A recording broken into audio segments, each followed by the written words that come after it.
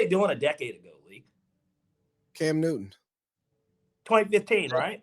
Yeah, dab on them folks. Super Bowl. Okay, 15 and one team. So their greatest team ever was the last time they were able to put together a performance like that. And we outgained them by almost 100 yards. We got more first downs than them, more yards per play than them. But somehow we never passed the 30. Somehow we're calling timeouts because we can't get the play in. And then on the very next play, we still can't get the fucking play in. You can't make this shit up. This is what we mean by, and excuse the last show then, 2 weeks ago after week one, why we said same old same. It's the same old thing. Nothing changed. Nothing has changed. And hopefully I eat these words. I hope that I come back next week and I say, you know what? We just got a bad case of Dr. Jekyll and Mr. Hyde. And if that's the case, we'll be 8-9 again. One way or another. That's about what that lands on. We'll be 8-9. Since we started the season off with a loss, we'll be 8-9 if that's how we're going to play games. So it's frustrating.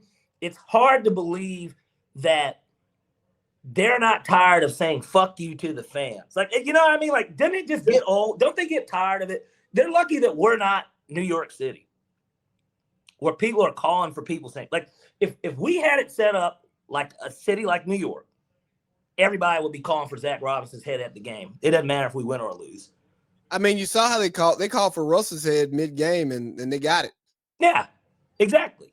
And, you know, the only time that we ever banded together as a fan base that I can remember in recent memory was Kyle Shanahan's first year, and everybody saying, you know, basically free Roddy.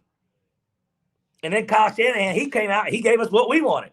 He threw the ball to the motherfucker 3 straight times to start that game. He didn't care if we were going to get it first. We could burn a possession. It's basically what Kyle was saying.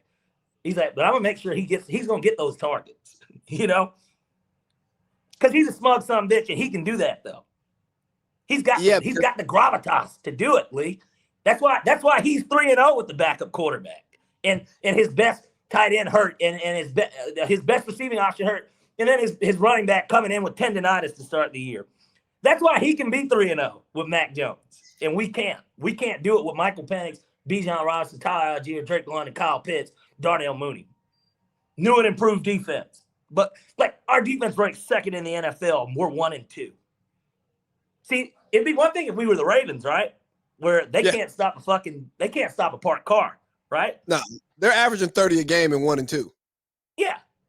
And people can look at that and say to themselves, oh, man, they're 1-2, just like the Ravens. We got hope, you know what I mean?